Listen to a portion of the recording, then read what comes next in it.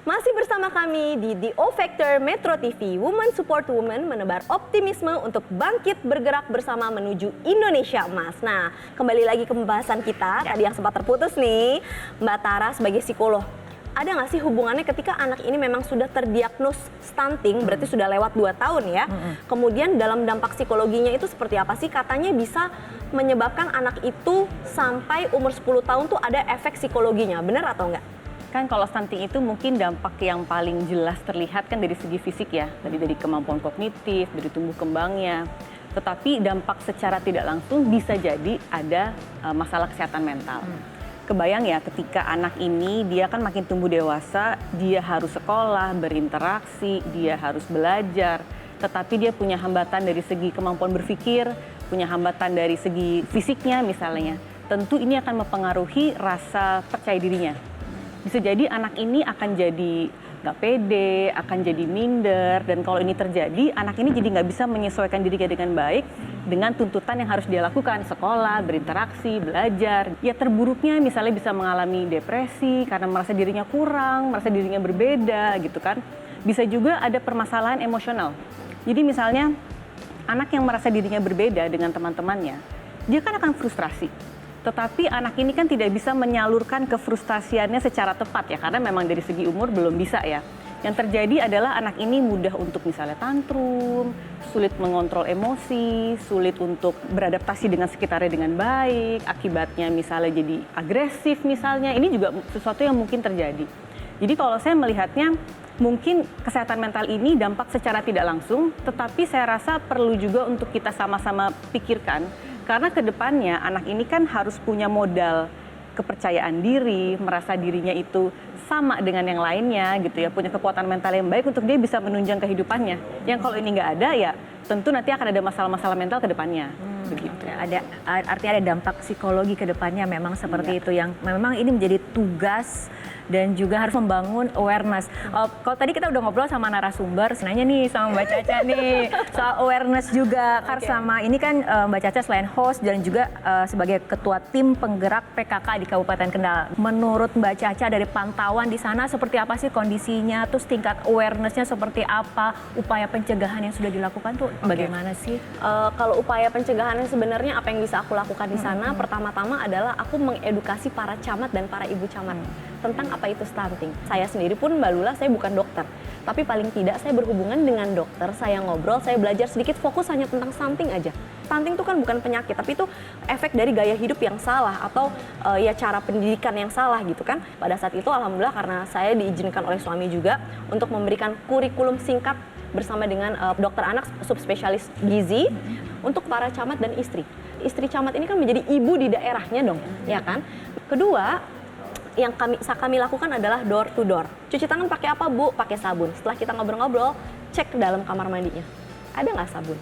Masih banyak loh dari masyarakat kita yang di kamar mandinya sendiri mereka tidak punya sabun. Sedangkan secara teori mereka tahu bahwa cuci tangan itu harus pakai sabun. Terus sama seperti makan harus apa sih? Makan gizi seimbang. Tapi kenyataannya yang dikasih sama orang tuanya apa? Cireng. Dan sebenarnya Mbak, yang aku lakukan itu bukan suatu hal yang besar kok. Apa yang saya lakukan di daerah saya bilang saya nggak mau tahu setiap puskesmas di Kabupaten Kendal timbang anak, nggak boleh pakai popok, nggak boleh pakai baju. Saya dapat dukungan enggak, saya dapat protes dari banyak tenaga kesehatan di daerah. Ibu, anak-anak pada nangis, Ibu, jadi lama sekali, Ibu, jadi ini. Akhirnya apa? Yang tadinya pertama kali kita masuk di Kabupaten Kendal, jumlah angka stunting itu 8%.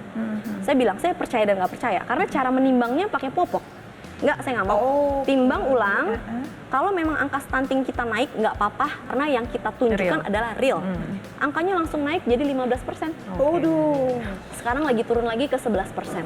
Cuman maksud saya itu real. Ini menarik nih cerita dari Mbak Caca, terutama di Kendal, dan kita kaitkan ke Mbak Tara tadi mengenai pola parenting mungkin ya. Iya betul, kalau saya ngelihatnya secara rasional mungkin orang tahu nih bahwa oh ya harusnya makan tuh gizinya seperti ini, harusnya cuci tangan pakai sabun.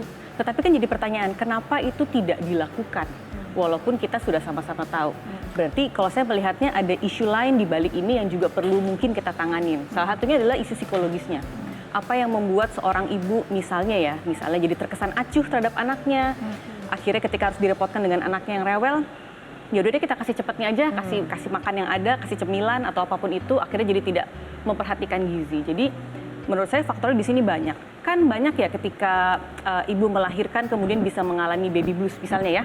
Dan nanti versi panjangnya nih kalau nggak kelar-kelar, baby blues kan biasanya paling lama 2 minggu. Ini bisa masuk ke depresi pasca melahirkan. Dan ini kan juga merupakan salah satu gangguan kejiwaan yang memang ketika ini terjadi, sang ibu ini tidak punya kemampuan untuk merawat dirinya dengan baik. Bagaimana bisa merawat anaknya dengan baik gitu. Dan kalau kita melihat dengan banyaknya stresor yang mungkin ibu seorang perempuan ini harus hadapin, tiba-tiba misalnya dia melahirkan, punya anak, dia harus kebebanan tambahan tanggung jawab lagi, tentu secara psikologis ini bukan sesuatu yang mudah untuk dicernakan oleh ibunya gitu. Sehingga kalau menurut saya sebetulnya di sini bukan hanya seorang ibu yang bertanggung jawab ya dalam merawat anaknya, tetapi ibu ini juga butuh dukungan dari ayahnya, dari suaminya, bahkan keluarga besarnya, lingkungan di sekitarnya, supaya sama-sama bisa saling peka, memberikan support, mengingatkan, mengedukasi, bermanfaat gitu. Jadi isunya saya rasa bukan cuman tahu atau tidak tahu, tetapi ada permasalahan psikologis apa di dalam sini yang perlu disentuh juga. Individu dari seorang perempuan kan sebelum ada persiapan mental nggak sih untuk punya anak? Karena kalau saya selalu dengar ya cerita bahwa mereka tidak siap untuk punya anak karena suatu keharusan. Apakah sekarang tuh bisa nggak sih raising kesadaran itu juga bahwa sebagai perempuan tuh mempunyai anak itu adalah memang suatu hal yang tidak mudah kan. So I think that ketika udah punya anak, they all go through the moody, the emotion, terus akhirnya jadinya efeknya ke anaknya juga. So I think sebegitu pentingnya juga nggak sih untuk mengangkat kesadaran itu juga untuk perempuan? Sebetulnya kampanye udah ada juga. Jadi perempuan tuh ada usia nikah, laki-laki ada usia nikah. Right. Tapi kalau dia nikahnya sebelum 20 tahun gitu ya, kan memang udah boleh sebetulnya. Tapi diminta, yuk dijaga yuk, jangan hamil dulu gitu. Yang siap nggak sendiri. Jadi pentingnya partnership ya. Betul, semua harus jadi satu Extended kesatuan. family-nya ada. Belajar gimana cara supaya mental health ibunya itu baik supaya tidak berdampak kepada stunting anaknya. Ini pembahasan kita semakin seru tentunya. Habis ini kita masih akan membahas tentang stunting dan juga tentang mental health para wanita di Indonesia. Seperti apa? Tetap bersama kami. Saya sangat optimis bahwa kedepannya awareness tentang kesehatan mental ini semakin luas sehingga bisa membuat para perempuan jadi punya lebih banyak akses, fasilitas untuk bisa mendapatkan kesehatan mental yang jauh lebih baik. Saya yakin ke depannya akan ada perbaikan di mana orang-orang terlantar, khususnya ODGJ yang hamil mendapatkan tempat yang semestinya yaitu rumah singgah, yayasan, atau dinas sosial.